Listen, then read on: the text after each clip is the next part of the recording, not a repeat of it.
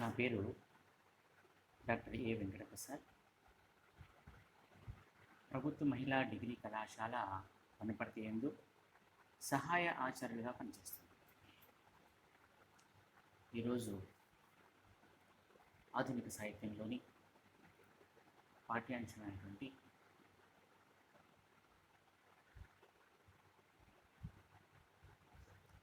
జయబేరి అనే పాఠ్యభాగం నుంచి కవితను తెలుసుకుందాం.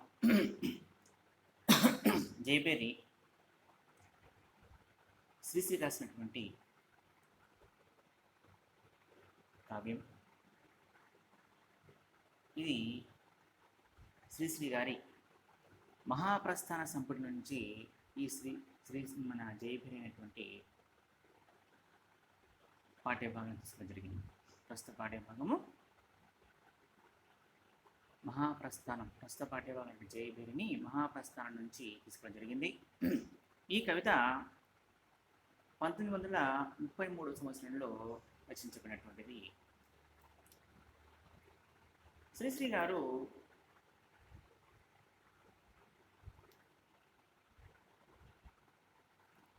శ్రామిక లోకపు సౌభాగ్యం కోసం, కార్మిక లోకపు కళ్యాణం కోసం మానవతా హృదయంతో, ఉద్యమ స్ఫూర్తితో ఈ జయభేరి అంటే మహాప్రస్థాన కావ్యం రచన జరిగింది.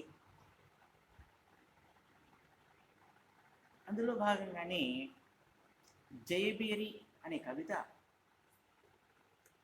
కవి యొక్క లక్ష్యానికి అనుగుణంగా ఒక మార్చ్ ఫాస్ట్ గీతంగా ఆవేశపూరితంగా కదులుతూ ఉంటుంది. కవితలో ఉన్నటువంటి లయ, నేను సైతం అనేటువంటి మాటల యొక్క పునరుక్తి చూసినట్టయితే పఠించేటువంటి వారిలో ఒక భావావేశాన్ని కలిగింపజేస్తుంది.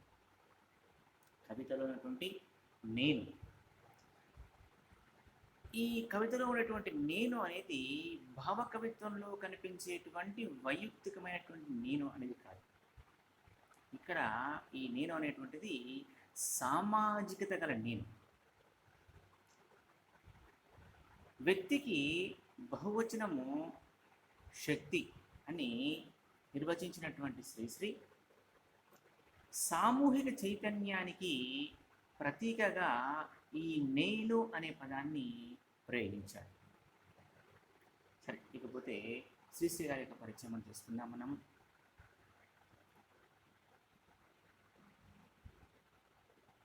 శ్రీశ్రీ గారు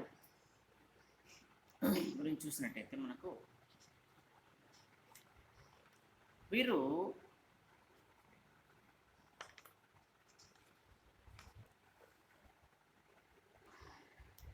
చలం గారు వీరు రాసినటువంటి మహాప్రస్థాన కావ్యానికి యోగ్యతా పత్రం రచించే సందర్భంలో, ముందు మాట రాసిన సందర్భంలో ఇలా అంటాడు: భావకవిత్వపు యుగంలో ఉన్నటువంటి భావకవి ఎవరు అంటే కృష్ణశాస్త్రి. మరి ఆ భావకవుల తీరే అంతా అనే విధంగా కృష్ణశాస్త్రి యొక్క బాధ అంతా ప్రపంచానికి అంటే కృష్ణశాస్త్రి బాధ అంతా కూడా ప్రపంచానికి బాధ.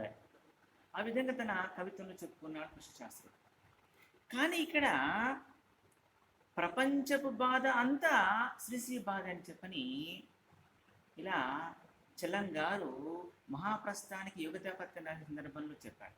అంటే కృష్ణశాస్త్రి బాధ ఏమో ప్రపంచానికి బాధ, కృష్ణశాస్త్రి బాధ ప్రపంచానికి బాధ అయితే ప్రపంచపు బాధ అంతా శ్రీశ్రీదే అని ఈ విధంగా చలం గారు తన యొక్క మహాప్రస్థాన కావ్యంలో, అంటే చలం గారు ఈ మహాప్రస్థాన కావ్యానికి రాసినటువంటి యోగ్యతా పత్రంలో చెప్పడం జరిగిందన్నమాట. అంటే కృషిశాస్త్రి తన బాధను అందరిలో పలికిస్తే, కృష్ణశాస్త్రి తన బాధను అందరిలో పలికిస్తే శ్రీశ్రీ ఏం చేస్తున్నాడంటే అందరి బాధలను తీసుకొని తనలో పలికిస్తూ వచ్చాడు. ఇలా శ్రీశ్రీ కవిత్వం అంతా సాగింది. దాదాపు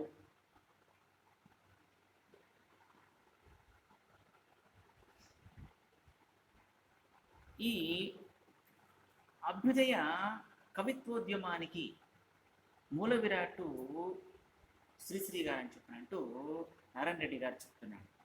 అంటే 1940 తర్వాత ఒక దశాబ్ద కాలం పాటు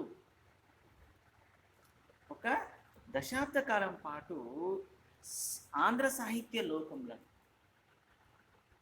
1940 సంవత్సరం తర్వాత ఒక దశాబ్దము పాటు ఆంధ్ర సాహిత్య లోకాన్ని ఉత్తేజమునర్చినటువంటి అభ్యుదయ కవిత్వోద్యమానికి మూల విరాట్టు శ్రీశ్రీ గారు. ఇక అంతేకాకుండా భావ కవిత్వానికి విరుద్ధంగా జెండా ఎత్తడమే కాకుండా శ్రామిక వర్గం యొక్క చైతన్యంని ఊపిరిగా గల ఒక సరికొత్త కవితా రీతికి పాదులు వేసినటువంటి స్రష్ట శ్రీశ్రీ గారు అని చెప్పని చెప్పవచ్చు. భావ కవుల చేతుల్లో వైదర్భీనిధులను వెలరాచుకున్నటువంటి గేయాన్ని గౌడ రీతిలో నడిపినటువంటి ఛందో రహస్యవేత్త శ్రీశ్రీ గారు. వాస్తవికతతో పాటు అధివాస్తవికతను, వ్యక్తి చైతన్యాన్ని, సంఘ చైతన్యాన్ని అంతా కూడా సమానాధికారంతో ప్రవచించినటువంటి ప్రవక్త శ్రీశ్రీ గారు అంటూ ఈ అభ్యుదయ కవిత్వోద్యమానికి మూల విరాట్టు శ్రీశ్రీ అని చెప్పని నారాయణ రెడ్డి గారు చెప్తున్నారు. ఇక అంతేకాకుండా ఆంధ్ర సాహిత్య చరిత్రలో అంతవరకు ఉన్నటువంటి భావ కవిత్వాన్ని వదిలివేసి అభ్యుదయ కవిత్వంలో ముందు సాగుతున్నటువంటి కవిత్వానికి ముందు తీసుకుపోయినటువంటి వాడు మరియు అభ్యుదయ కవిత మహాప్రస్థాన యుగకర్త శ్రీశ్రీ అని చెప్పవచ్చు. దాదాపు 1930 సంవత్సరం నుంచి ఆంధ్ర సాహిత్యం అంతా కూడా శ్రీశ్రీ వెంట నడుస్తూ వస్తుంది. ఆంధ్ర సాహిత్యానికి సామాజిక స్పృహతో పాటు అంతర్జాతీయ దృక్పథాన్ని కూడా నేర్పించారు శ్రీశ్రీ గారు. శ్రీశ్రీ పాట చూసినట్టయితే అది కవోష్ట రుద్రజ్వాల. శ్రీశ్రీ వచన కవిత, శ్రీశ్రీ యొక్క వచన కవిత ఉత్తేజాన్ని ఊపిరిగా పిలిచేటువంటి వజ్రాయుధ ధార. శ్రీశ్రీ యొక్క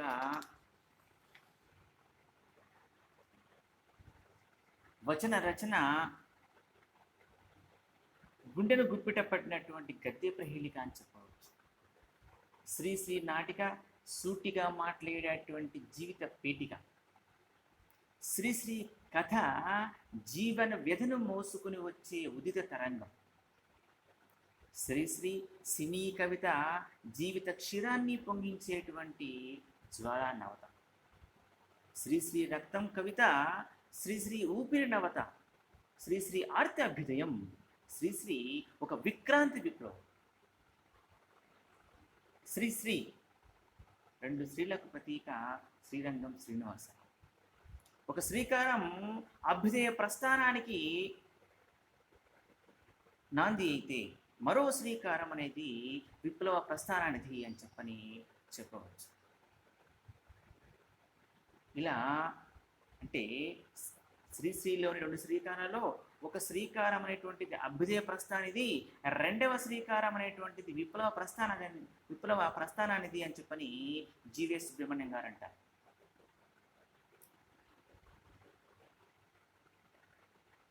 సరే, ఇకపోతే మన శ్రీశ్రీ గారి గురించి తెలుసుకుందాం. శ్రీశ్రీ గారు అంటే అభ్యుదయ కవిత్వానికి యుగకర్త అయినటువంటి శ్రీశ్రీ గారు క్రీస్తు శతకము 1910 సంవత్సరంలో విశాఖపట్నంలో వీరు జన్మించారు. అక్కడ విశాఖపట్నంలోనే ఉండేటువంటి గోదావరయ్య బడిలో కొంతకాలం పాటు చదువుకున్నాడు. ఆ తర్వాత శివరామయ్య బరిలో ప్రాథమిక విద్యను అభ్యసించారు. వీరు తన చిన్ననాటి నుండే కవిత్వాన్ని రాసినటువంటి వీరి చెయ్యి. వీరు తన 7వ ఏటనే పొట్టి పద్యాలతో కంద పద్యాన్ని రాశారు. వీరు తన 7వ ఏటనే పొట్టి పద్యాలతో కంద పద్యం రాశాడు. ఇక అంతేకాకుండా వీరు బాలనటునిగా కూడా శ్రీశ్రీకి అనుభవం ఉంది. చిన్న వయసులోనే వీరు నటన ప్రారంభం చేశారు. అలా చిన్న వయసులోనే వీరు సావిత్రి సత్యవంతుడు అనేటువంటి పద్య నాటకాన్ని రచించారు. సావిత్రి సత్యవంతుడు అనేటువంటి పద్య నాటకాన్ని శ్రీశ్రీ గారు చిన్న వయసులోనే రచించడం జరిగింది. ఇక వీరు తెలుగు కావ్యాలను చదువుకున్నారు. 15వ సంవత్సరానికి ఛందస్సు బాగా అలవడిపోయింది. ఇక తర్వాత 1920 సంవత్సరంలో 15వ ఏటనే శ్రీశ్రీ విశ్వరూప సందర్శనం అనేటువంటి గీతమాలికను రచించాడని చెప్పని అంటారు. అందులోని పంక్తులు: ఓ మహాత్మా, స్వదీయ మహోన్నత ప్రభావమింతను పలుక నివ్వానితరము. ఇలా వారి యొక్క పద్య రచన అనేటువంటిది ప్రారంభంగా చెప్పవచ్చు. వీరు అప్పుడే ఉన్నటువంటి సాహితీ సమితిలో వీరు సభ్యుడుగా అయ్యారు. ఇక అక్కడే విశాఖపట్నంలో ఉండేటువంటి మారేపల్లి రామచంద్ర శాస్త్రి గారు అధ్యక్షులుగా, శ్రీశ్రీ గారు, పురిపండ వడ్డాది రామంజనేయులు గారు కలిసి ఈ కవితా సమితి అనేటువంటి సంస్థను వీరు విశాఖపట్నంలో స్థాపించారు. దీంతో శ్రీశ్రీ గారి యొక్క సాహిత్య పరిధి, సాహిత్య పరిజ్ఞానం అంతా కూడా చక్కగా వికసిస్తూ వచ్చింది. చక్కగా వికసించడమే కాకుండా విస్తృతంగా జరిగింది ఈ కవితా సమితి స్థాపన ద్వారా. ఇక వీరు ఆ తర్వాత వీరసింహ విజయసింహులు అనేటువంటి నవలను, పరిణయ రహస్యము అనేటువంటి నవలలు కూడా వీరు రచించారు. ఇక తర్వాత వీరు 1925-27 సంవత్సరాల మధ్యకాలంలో ఇంటర్మీడియట్ కూడా చదివి పాస్ అయ్యారు. తర్వాత వీరు 16 ఖండికలతో ప్రభవ అనేటువంటి కావ్యం రచించి పండితుల మెప్పును కూడా పొందారు. ఇక తర్వాత వీరు 1928-31 మధ్య సంవత్సరాల కాలంలో మద్రాసు వెళ్ళి బిఏను కూడా పూర్తి చేసుకున్నారు. అక్కడ మద్రాసులో ఉన్నప్పుడు పుస్తక పఠనం వల్ల, ఆ మద్రాసులో ఉండేటువంటి వివిధ మేధావులు మరియు కవుల యొక్క పరిచయం వల్ల శ్రీశ్రీ ఆలోచనలో మార్పు వచ్చింది. ఆ తర్వాత ఆంధ్ర విశ్వవిద్యాలయంలో ఉండేటువంటి గ్రంథాలయాధికారి, కవి అయినటువంటి అబ్బూరి రామకృష్ణారావు గారి యొక్క సాహచర్యంలో శ్రీశ్రీ గారి యొక్క మెదడు బాగా పదనెక్కిపోయింది. ఆ తర్వాత శ్రీశ్రీ గారు, కొంపల జనార్దన్ రావు గారు, మల్లవరపు విశ్వేశ్వరరావు గారు అంతా కలిసి మద్రాసు నగరం అంతా కూడా వీరంతా సంచరిస్తూ విశ్వ సాహిత్యపు సరిగమ పదనిసలు అంతా కూడా వీళ్ళు సవరించుకుంటూ వెళ్ళారు. ఆ తర్వాత వీరు విశాఖపట్నంలో ఉన్నటువంటి, మద్రాసు నుంచి తిరిగి వచ్చాక విశాఖపట్నంలో ఉండేటువంటి ఏవిఎన్ కళాశాలలో 1 సంవత్సరం కాలం పాటు డిమాన్స్ట్రేటర్గా పనిచేశాడు. ఆ తర్వాత చాలా కాలం పాటు నిరుద్యోగిగా అనేక బాధలు పడ్డాడు. ఆ తర్వాత వీరు విశాఖపట్నం హార్బర్లో కొంతకాలం పాటు గుమాస్తాగా పనిచేశాడు. ఆ తర్వాత విశాఖ పత్రికలో రిపోర్టర్గా, ఆంధ్రభూమి పత్రికలో సబ్ ఎడిటర్గా, ఆకాశవాణిలో ఉద్యోగిగా, ఆనందవాణిలో సబ్ ఎడిటర్గా, సినిమా రచయితగా చాలా ఉద్యోగాలు చేసినప్పటికీ ఎక్కడా కూడా వీరు స్థిరపడలేదు. 1929 సంవత్సరంలో శ్రీశ్రీ రాసినటువంటి సుప్తాస్తికలు అనే గీతాన్ని భారతీయ సాహిత్య పత్రిక అచ్చువేయకుండా తిప్పి పంపించడం జరిగింది. ఆ తర్వాత శ్రీశ్రీ గారు కొంతకాలం పాటు టైఫాయిడ్ జ్వరంతో బాధపడి చావు నుంచి బయటపడ్డాడు. అరే అప్పట్లో టైఫాయిడ్ జ్వరం అనగానే ఈనాటిలాగా మందులు లేని కాలంలో టైఫాయిడ్ లాంటివి వచ్చినట్లయితే ఆనాటి కాలంలో మరణమే శరణ్యం. కాబట్టి అలాంటి మరణపు అంచు నుంచి బయటకు వచ్చినటువంటి వాడు శ్రీశ్రీ. ఆ తర్వాత చావు నుంచి బయటకు వచ్చాక శ్రీశ్రీ గారి యొక్క కొత్త ఉద్యమాన్ని ఆహ్వానించాడు. ఇక అప్పుడే వస్తున్నటువంటి దిగంబర కవిత్వాన్ని సమర్థించాడు. ఇక విప్లవ సంఘం ప్రారంభం కాగానే దానికి అధ్యక్షుడు అయిపోయాడు. అయితే ఆశయాలకి ఆచరణకి వైరుధ్యం అంతా కూడా లేకపోలేదు. ఏమైనా సరే శ్రీశ్రీ ఒక యుగకర్తగా మనము చెప్పవచ్చు. సరే, ఇకపోతే శ్రీశ్రీ యొక్క రచనలో చూసినట్టయితే వీరి రచనలో మనకంతా ఒక 3 దశలు కనిపిస్తాయి. మొదటి దశ చిన్నతనంలో ఉన్నాడు కాబట్టి చిన్నతనంలో అంతా కూడా ఆనాటి కాలంలో సాగుతున్నటువంటి పద్య కవిత్వాన్ని రాశాడు మొదట్లో. ఆ తర్వాత భావకవిగా మారాడు. భావకవిత్వం వచ్చింది కాబట్టి భావకవిగా మారాడు.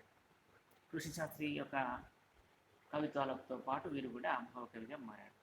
ఆ తర్వాత వీరు అభ్యుదయ కవిగా మారాడు. ఆ తర్వాతే వీరు విప్లవ కవిగా మారాడు. ఇకపోతే వీరు ప్రభవ, మహాప్రస్థానం, ఖడ్గసృష్టి, మరో ప్రస్థానం, సిప్రాలి అనేవన్నీ కూడా వీరి యొక్క కవిత్వానికి సంబంధించినటువంటి రచనలు చెప్పుకోవచ్చు. మరో ప్రపంచం అనేటువంటిది రేడియో నాటికల యొక్క సంపుటి. చరమరాత్రి అనేది కూడా కథల సంపుటి. చైనాయానం అనేటువంటిది యాత్రా సాహిత్య రచన అని చెప్పవచ్చు. ఇక వీరు తన యొక్క స్వీయ చరిత్రను చైనాయానం అనేటువంటి పేరుతో వీరు తన యొక్క స్వీయ చరిత్రను అనంతం అనే పేరుతో రచించారు. అంటే వీరు రాసినటువంటి కథల సంపుటిలో చైనా యాత్ర అనేటువంటి సాహిత్య రచన అని చెప్పవచ్చు. తన స్వీయ చరిత్రను అనంతంగా రచించాడు. ఇక శ్రీశ్రీ పత్రికల్లో ఇచ్చినటువంటి ప్రశ్నలు జవాబులు అన్నీ కూడా ప్రజ అనే పేరుతో అచ్చయ్యాయి. ఇవే కాకుండా శ్రీశ్రీ గారు అనువాద కథలు, నవలలు కూడా వీరి యొక్క రచనలుగా ఉన్నాయి. ఇక విదసం వారు వారం వారం శ్రీశ్రీ వ్యాసాలు, రివ్యూలు అనే పేరుతో కూడా వీరు ప్రచురించారు. ఇక శ్రీశ్రీ రాసినటువంటి సినిమా పాటలు కూడా పాడవోయి భారతీయుడా, తెలుగు వీరలేవరా అనే పేరుతో కూడా సినిమా పాటలు వచ్చాయి. సరే, ఏదేమైనప్పటికీ శ్రీశ్రీ అంటే ఒక మహాప్రస్థానమే అని చెప్పుకోవచ్చు. శ్రీశ్రీ గారు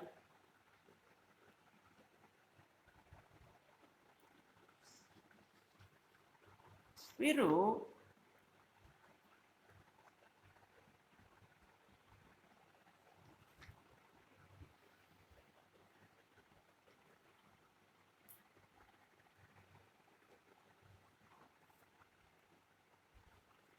వీరి యొక్క రచనలో చూసినట్టయితే మనకు బాటసారి, భిక్షువరియసి,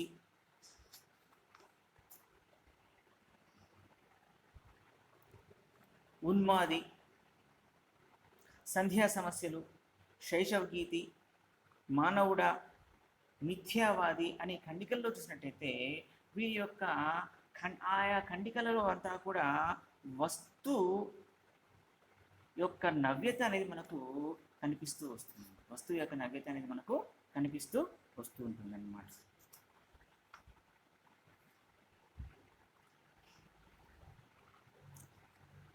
అలాగే ఇనుప తెరల వెనుక నలిగిపోతున్నటువంటి జీవిత సత్యాన్ని శ్రీశ్రీ కవితా వస్తువులుగా గ్రహించడం ఒక గొప్ప విప్లవంగా చెప్పుకోవచ్చు. భిక్షు వర్షీయసి అనేటువంటి కవితలో వీరు ఆరిన కుంపటి వంటి కాంతి లేని గాజు కన్నులు గల ఒక ముసలిది, కుక్క, ఎంగిలాకు అనేవన్నీ కూడా వీరి యొక్క కవితా వస్తువులని చెప్పవచ్చు.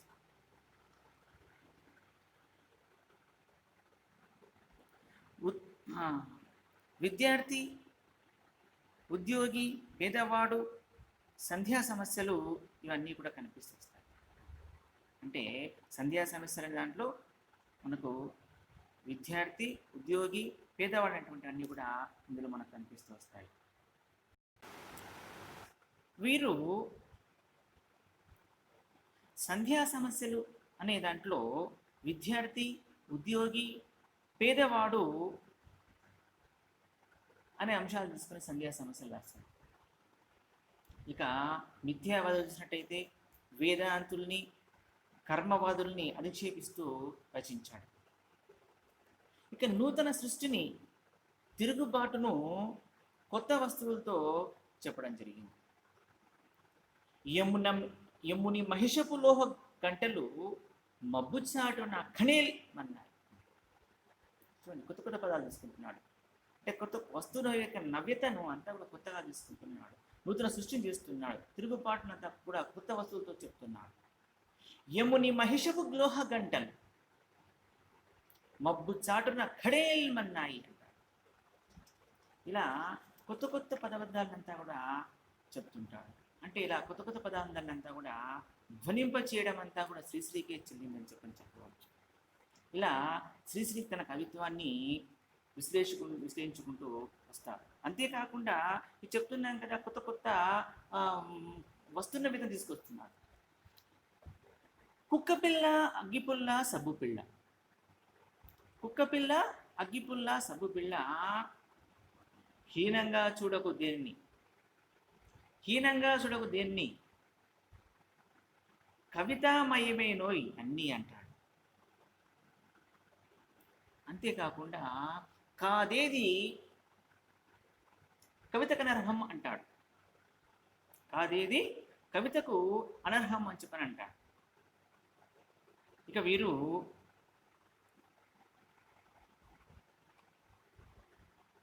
కొత్త సిద్ధాంతాలతో చెప్తూ కవిత్వం ఒక తీరని దాహంగా ఉండటమే అవసరం అని చెప్పారు. కవిత్వం అనేది ఒక తీరని దాహంగా ఉండటమే అవసరం అని చెప్పని అంటాడు. కవిత ఒక రాత్రి,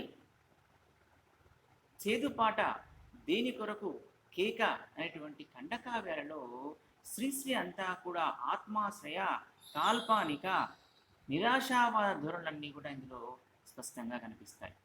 ఈ రచనలో శ్రీశ్రీ గారి యొక్క ఆత్మాశ్రయవాదానికి, కాల్పానికతావాదానికి, నిరాశావాదం యొక్క ధోరణులన్నీ కూడా ఈ రచనలో మనకు కనిపిస్తూ వస్తుంటాయి. ఇక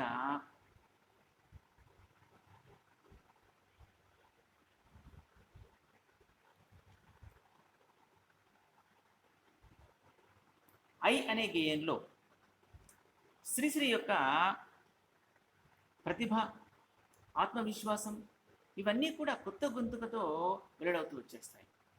ఇక అంతేకాకుండా మహాప్రస్థానం పైన మార్క్సిస్టు సిద్ధాంత ప్రభావం కూడా ఉందని చెప్పవచ్చు. వీరు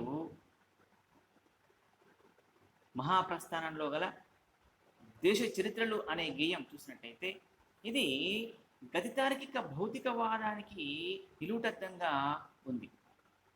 ఇందులో యుద్ధాలు కనిపిస్తాయి, విజయాలు కనిపిస్తాయి, రాజ్యాకాంక్షలు. ఇవే చరిత్ర అని బూర్జువా చరిత్రకారులు, సాంప్రదాయవాదులు నమ్మింపజేశారు. కాబట్టి అవి కాదని చెప్పనంటూ వాటిపైన తన యొక్క నిరసన గళాన్ని వినిపిస్తున్నాడు శ్రీశ్రీ. ఇలా అంటాడు, ఏ దేశ చరిత్ర చూసినా ఏమున్నది గర్వకారణం, ఏ దేశ చరిత్ర చూసినా ఏమున్నది గర్వకారణం, నరజాతి చరిత్ర సమస్తం పరపీడన పరాయణత్వం అంటారు. ఏ దేశ చరిత్ర చూసినా ఏమున్నది గర్వకారణం, నరజాతి చరిత్ర సమస్తం పరపీడన పరాయణం అంటాడు శ్రీశ్రీ గారు. ఇలా అంటే ఆనాటి కాలంలో రాజుల యొక్క విజయాలు, యుద్ధాలు అవన్నీ కూడా రాజ్యకాంక్షలే అని చెప్పని, అవే చరిత్ర అని చెప్పినటువంటి వాడికి అది కాదు అని చెప్పని, అదంతా కూడా రాజ్య విస్తరణ కాంక్ష అంటాడు శ్రీశ్రీ. స్వార్థం గల రాజుల యొక్క చరిత్ర అనేది చరిత్ర కాదు అంటాడు. దానివల్ల జాతి గౌరవం, ప్రతిష్టలు అనేవి కలగవు అంటాడు శ్రీశ్రీ. దానికి అంటాడు, ఏ యుద్ధం ఎందుకు జరిగినో, ఏ రాజ్యం ఎన్నాళ్ళు నిందో, తారీఖులు, దస్తావేజులు ఇవి కాబోయ్ చరిత్రకర్తం అంటూ శ్రీశ్రీ గారు మార్క్సిస్టు దృక్పథాన్ని అంతా కూడా కవితరీకరిస్తారు. చరిత్ర అంటే ఏంటి?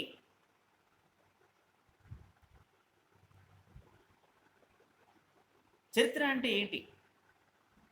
ఏ ప్రశ్నలు వేయాలి అని అనుకుంటూ దానికి శ్రీశ్రీ సమాధానంగా ఇలా చెప్తున్నారు. నైలు నది నాగరికతలో సామాన్యుడి జీవనం ఎట్టిది? నైలు నది నాగరికతలో సామాన్యుడి జీవనం ఎట్టిది?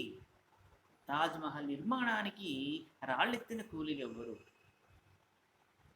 ప్రభువెక్కిన పల్లకీ కాదోయ్, అది మోసిన బోయిలెవ్వరు అంటారు. నైలు నది నాగరికతలో సామాన్యుడికి జీవనం ఎట్టిది? తాజ్మహల్ నిర్మాణానికి రాళ్ళెత్తిన కూలీలు ఎవరు అంటారు. ప్రభువెక్కిన పల్లకీ కాదోయ్, అది మోసిన బోయిలెవరు అని చెప్పని అంటారు. ఇలా చరిత్ర అంటే ఏంటి అంటే, చరిత్ర అంటే ఇది అని చెప్పని వీటికి సమాధానమే చరిత్ర అంటాడు శ్రీశ్రీ. ఇక మరి చరిత్రలో వచ్చినటువంటి రాజులు ఉన్నారు. మరి వీరంతా ఎవరు అంటే, చరిత్రలో ఎక్కినటువంటి రాజులంతా కూడా నరహంతకులే అంటాడు శ్రీశ్రీ.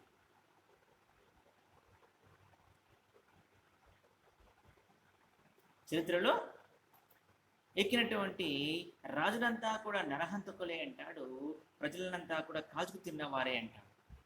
వీరంతా కూడా దరిద్రుల సామాన్యుల శవాల మీద సింహాసనం అధిష్ఠించినటువంటి వారే అంటాడు. అలా అంటూ విప్లవ శంఖాన్ని అంతా కూడా ఊదినటువంటి వాడు మహాకవి శ్రీశ్రీ. ఇంతకీ కవిత్వం అంటే ఏంటో తెలుసా? ఇంతకీ కవిత్వం అంటే ఏంటో తెలుసా అంటాడు. కవిత్వానికి అర్థం మారిపోయింది అని శ్రీశ్రీ అంటూ మేలుకొడుకును పాడుతున్నాడు. ఏంటి కవిత్వం అంటే? కదిలేది కదిలించేది, మారేది మార్పించేది. కదిలేది కదిలించేది, మారేది మార్పించేది, పాడేది పాడించేది, పెను నిద్ర వదిలించేది, ముందుకు సాగించేది, పరిపూర్ణపు బ్రతికిచ్చేది, అది కవిత్వం అంటే అంటాడు. ఇలా కవిత్వం గురించి ఒక గొప్ప నిర్వచనాన్ని ఇస్తున్నాడు శ్రీశ్రీ. ఇక శ్రీశ్రీ కవిత్వంలో చూసినట్టయితే ఈ భావ నవ్యత అనేటువంటిది అపూర్వమైనదిగా చెప్పుకోవచ్చు. శ్రీశ్రీ కవిత్వంలో భావ నవ్యత అనేటువంటిది అపూర్వమైనది. కొత్త కొత్త ఉపమానాలు, కొత్త కొత్త పదప్రయోగాలు, చక్కటి సంవిధాన చాతుర్యమంతా కూడా ఉపయోగించి శ్రీశ్రీ గారు తన యొక్క కవిత్వానికి ఒక రంగు, ఒక రుచి, ఒక వాసనను కలిగించారు. ఇక అంతేకాకుండా చక్కటి ప్రతీకల ద్వారా తన కవిత్వానికంతా కూడా చక్కటి జవజీవాలనంతా కూడా కల్పించాడు శ్రీశ్రీ. శ్రీశ్రీ భావచిత్రాలు చూసినట్టయితే ఆ నవ్య ప్రతిభ కొంత దృష్టాంతంగా చెప్పుకోదగ్గది ఒకటి చెప్తుంది. ఆరిన కుంపటి ఆకాశపు టెడారిలో కాళ్ళు తెగిన ఒంటెలాగుంది జాబిల్లి. జాబిలి గురించి చెప్తున్నాడు. ఆకాశపు ఎడారిలో కాళ్ళు తెగిన ఒంటెలాగా ఉంది జాబిల్లి అంటారు. చూడండి, కొత్త కొత్త పద ప్రయోగాలు. ఆరిన కుంపటి విధాన కూర్చున్నది ముసల్దొకతే అంటారు. ఆరిన కుంపటి విధాన కూర్చున్నది ముసల్దొకటే, ఆరిన కుంపటి విధాన కూర్చున్నది ముసల్దొకతే, ముగ్గు బుట్ట వంటి తల, ముగ్గు బుట్ట వంటి తల. చూడండి ఎట్లా అంటే కొత్త కొత్త పదాలు, కొత్త కొత్త ప్రయోగాలు, అంటే కొత్త కొత్తవి కాదు, కాకపోతే మన సామాన్య జీవన విధానంలో ఉన్నటువంటి అంశాలే అదే పదాన్ని ఉపయోగించి చెప్తున్నటువంటి పదాలు, చక్కటి అలంకారాలు చూస్తున్నాం. బహుళ పంచమి జ్యోత్స్న భయపెట్టు నన్ను, బహుళ పంచమి జ్యోత్స్న భయపెట్టు నన్ను అంట. ప్రమాద వీణలు కామాచి పొడక, కాలానికి కత్తుల వంతెన, కాలానికి కత్తుల వంతెన అంట, కాలానికి కత్తుల వంతెన అంట. ఇటువంటి కొత్త కొత్త భావచిత్రాలన్నీ కూడా శ్రీశ్రీ యొక్క నవ్య ప్రతిభకంతా కూడా దృష్టాంతాలుగా చెప్పుకోవచ్చు.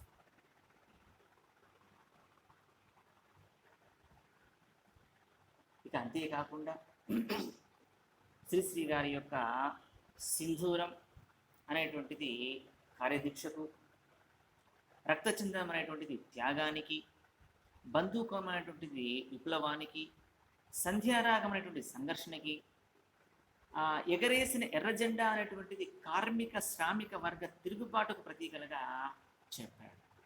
ఇలా తను చెప్పినటువంటి ప్రతి నవ కవితలోని కూడా ప్రతి ఉపమానము కూడా మనకు ఒక ప్రతీకని చెప్పుకోవచ్చు.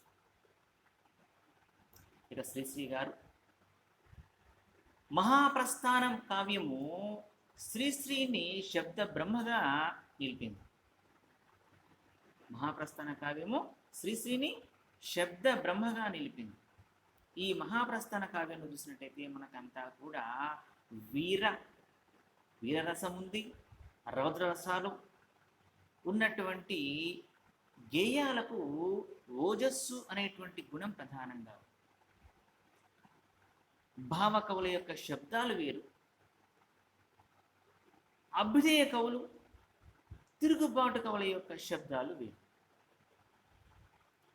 అంటే భావకవుల యొక్క శబ్దాలు వేరుగా ఉంటుంటాయి, అభ్యుదయ కవులు, తిరుగుబాటు కవుల యొక్క శబ్దాలు వేరుగా ఉంటాయి. ఈ భావకవులు, అభ్యుదయ కవుల అంటే భావకవులేమో భావకవిత్వంలో తమ శబ్దాన్ని ప్రయోగించుకుంటూ పోతే, ఈ అభ్యుదయ కవులు, తిరుగుబాటు కవులు తిరుగుబాటు బావుటాన్ని ఎగరేస్తూ చెప్తున్నట్టు శబ్దాలు ఉంటాయి కాబట్టి అలా శబ్దాలను ప్రయోగిస్తూ వస్తారు. ఇక అంతేకాకుండా ఇలా ఈ తిరుగుబాటు కవిత్వంలో, తిరుగుబాటు కావ్యంలో మనకు ఆ చక్కటి భావుటాన్ని ఎగరవేయడానికి గల కారణం ఏంటంటే శ్రీశ్రీ గారికి అంతకుముందే వీరికి సంస్కృత ఆంధ్రాల పైన కావలసినంత అధికారం ఉంది కాబట్టి, అంటే వీరికి సంస్కృత ఆంధ్ర కావ్యాల పైన చక్కటి పట్టు ఉంది కాబట్టి వీరు తను వేసేటువంటి శబ్దాలకంతా కూడా వాడి, వేడి, జవం, శివము, బరువు, పరువు, బటువు, దిటువు, అదురు, బెదురు ఎలా ఉంటుందో అన్నీ కూడా రంగరించి చక్కగా శ్రీశ్రీ చూపించుతూ వచ్చాడు మహాప్రస్థాన కావ్యంలో అంతా కూడా. అయితే ఇక మహాప్రస్థాన కావ్యం చూసినట్టయితే మనకు ఈ మహాప్రస్థానంలో చూసినట్టయితే దాదాపు మొత్తం ఒక 40 ఖండికలు ఉన్నాయి ఈ మహాప్రస్థానంలో సంకలనంలో. అయితే ఇక్కడ మనకు సందర్భానుసారంగా కొంపల జనార్దన్ రావు గారి కోసం అంటూ ప్రత్యేకంగా ఒక అంకిత గీతం కూడా ప్రత్యేక రాశాడు కాబట్టి దాంతో కలిపితే మొత్తం 41 మనకు ఇందులో కనిపిస్తాయి ఖండిక. సరే, ఈ సంకలనంలో మనకు మొదటి కవిత మహాప్రస్థానమైనప్పటికీ ముందుగా రచించినటువంటి కవిత జయభేరి కాబట్టి ఆ జయభేరి కవిత్వము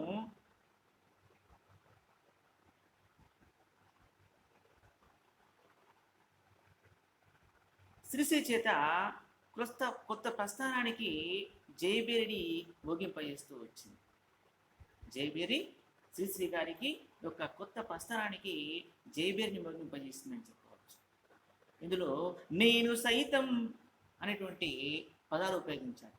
నేను సైతం ప్రపంచాగ్నికి సమిధనొక్కటి ఆహుతిచ్చాను అంటాడు.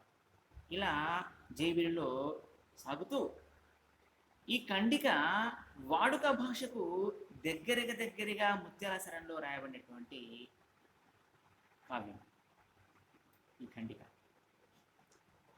జయబేరిని ఖండిక నేను సైతం ప్రపంచాగ్నికి సమిధనొక్కటి ఆహుతిచ్చాను అని చెప్తూ అని ఆ విధంగా ప్రారంభమైనటువంటి ఈ ఖండికలో అంతా కూడా వాడుక భాషకంతా కూడా చక్కగా దగ్గరగా సామీప్యం అంతా కూడా చేస్తూ ముత్యాల సరంలో చక్కగా రాయబడినటువంటి ఖండిక. ఇక తర్వాత వీరు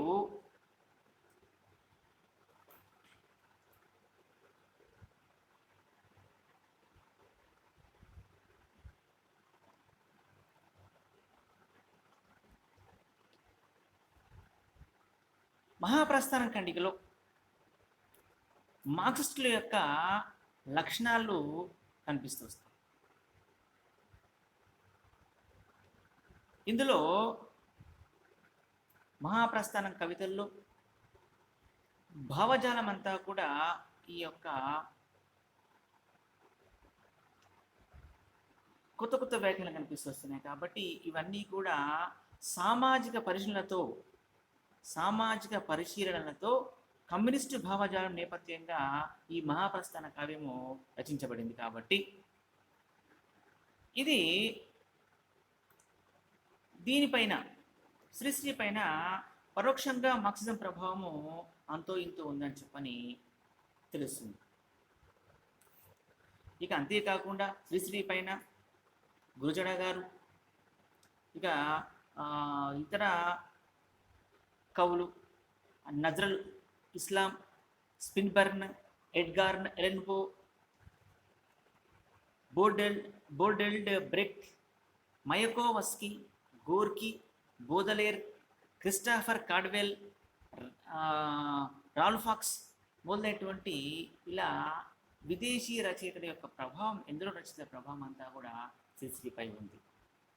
కాబట్టి ఆ ప్రభావంతో శ్రీశ్రీ గారు మహాప్రస్థానంలో ఇలా అంటాడు, మరో ప్రపంచం పిలిచింది, మరో ప్రపంచం పిలిచింది, పదండికి ముందుకు పదండి త్రోసుకు పోదాం పైపైకి, పదండి ముందుకు పదండి తోసుకు పోదాం పైపైకి, కదం తొక్కుతూ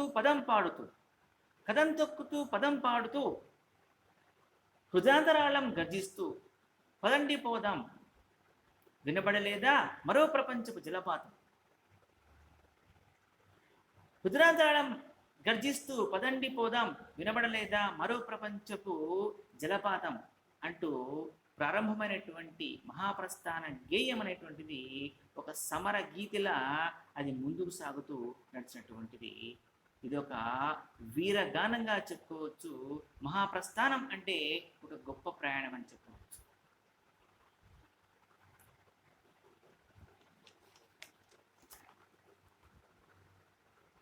ఇక మహాప్రస్థాన కావ్యంలో శ్రీశ్రీ గారు సరే మహాప్రస్థానం కానీ ఏదైనా సరే మొత్తం మహాప్రస్థాన కావ్యం చూసినట్టయితే శ్రీశ్రీ గారంతా కూడా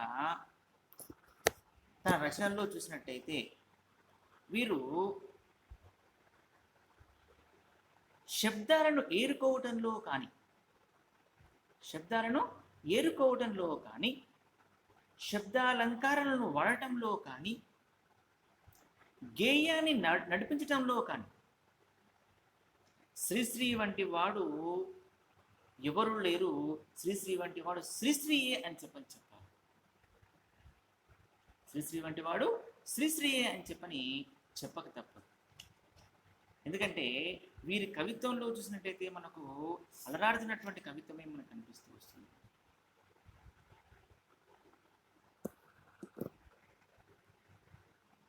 అంటే శ్రీశ్రీ గారి యొక్క రచనలో మహాప్రస్థానంలో అంతా కూడా చూస్తే మనకు శ్రీశ్రీ కవితా ఖండికలు ఏమి చూసినా సరే, ఎందులో ప్రయత్నం చేసి చూసినా మనకు ఏం కనిపిస్తుంది అంటే శబ్దాలను ఏరుకోవడంలోనూ, శబ్దాలంకారాలను వాడటంలోనూ, గేయాలను నడిపించడంలోనూ కూడా శ్రీశ్రీ వంటి వాడు శ్రీశ్రీ అని చెప్పవచ్చు.